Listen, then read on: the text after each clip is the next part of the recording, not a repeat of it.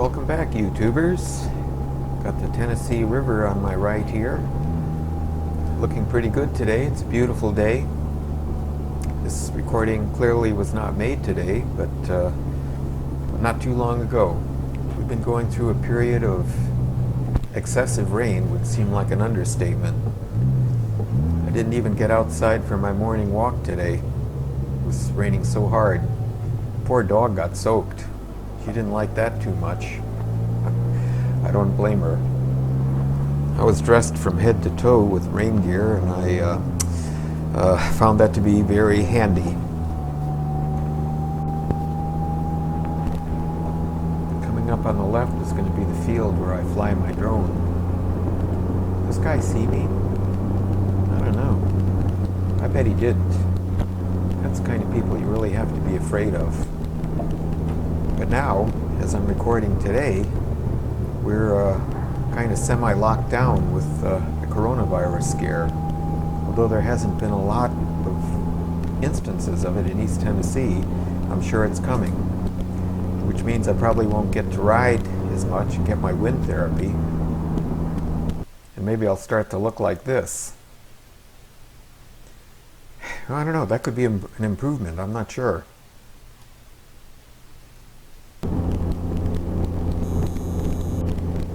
That whole concept of wind therapy, that really rings true for me, probably because it's something you can do without really exposing yourself to anyone else.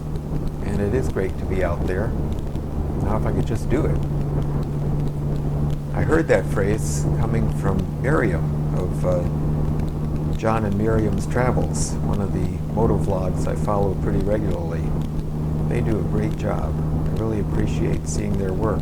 Maybe someday I might actually learn something from them. That would be good.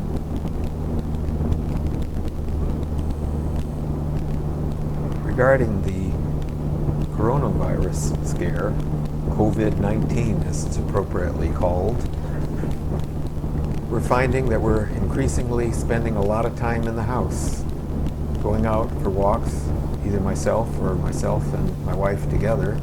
Sometimes we even bring our dog. She likes it, but she gets so excited, she gets a little hard to control. I mean, like more so than usual. It's that terrier blood, I guess. They tend to be quite excitable, especially when they're doing something for the first time. Like we took a dam walk. That's D-A-M, not D-A-M-N. And she was just going crazy. It's hard to even control her. She was having a good time. She finally settled down. I am beginning to run out of good ideas for things to do while we are going through this period, which we don't know at this point. Is it going to be weeks? Is it going to be months? Lately it seems like, according to the news, it probably is going to be months. Man, we go to the grocery store and we pick up our groceries that have already been shopped for. But what are you going to do when you run out of things to do? Well, of course, there's always this, but a little too much of this, and we start to put on a few pounds. Suppose I could shop for some new clothes. My old clothes are getting a little long in the tooth, but I'll have to do that by mail also. But in the meantime, I'm going to enjoy this run, have a good time, as I always do when I'm on the Spyder. Maybe I can catch up on some reading. Get tons of magazines in the mail every day. Most of them get looked at only very slightly and then wind up in the recycle bin. There's a book I've been meaning to finish for quite a while. Maybe finally I can get around to doing that. It's one that's probably going to be a good lesson for me and maybe for others too. Had kind of a funny thing happen with a video I had put out, it must have been last summer, and it was when I took the Spyder onto the Dragon. And this fella posted that he had thought he was going to see some really exciting video, some spirited riding. Well, and he said he was practically going to sleep, and he rattled off the name of some James Taylor song about going too slow in traffic or something like that.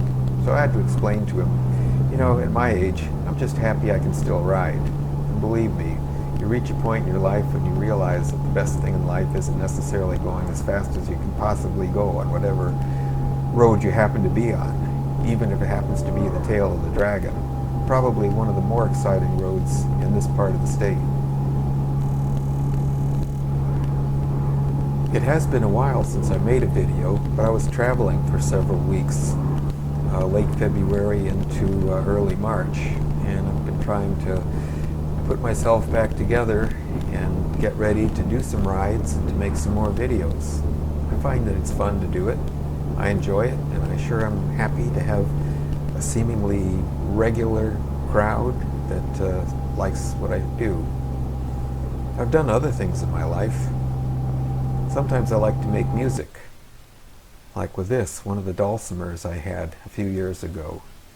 I traded it in for a better one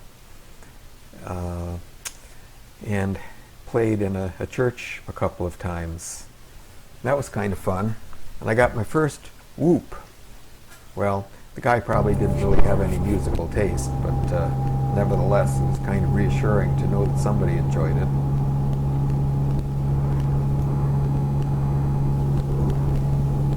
Lap dulcimers come in quite a variety of shapes and sizes. There are 4-string dulcimers, 5-string dulcimers, 6-string dulcimers, and there's different ways of tuning them to produce the kind of music that you like to play.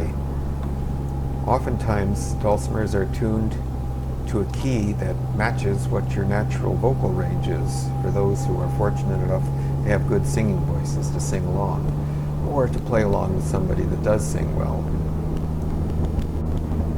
The dulcimer I was playing in the church was actually made here in East Tennessee by a gentleman named Mike Clemmer, who has a dulcimer shop down in Townsend, Tennessee that refers to as Wooden Strings. I received some rather startling and unhappy news that he's thinking about retiring, which would be sad because then there wouldn't be anybody quite like him in our area. My man Mike Clemmer, he's the go-to guy for dulcimers in this part of the state, and I will really feel saddened if he no longer is able to take care of me and my needs, the very few that I have.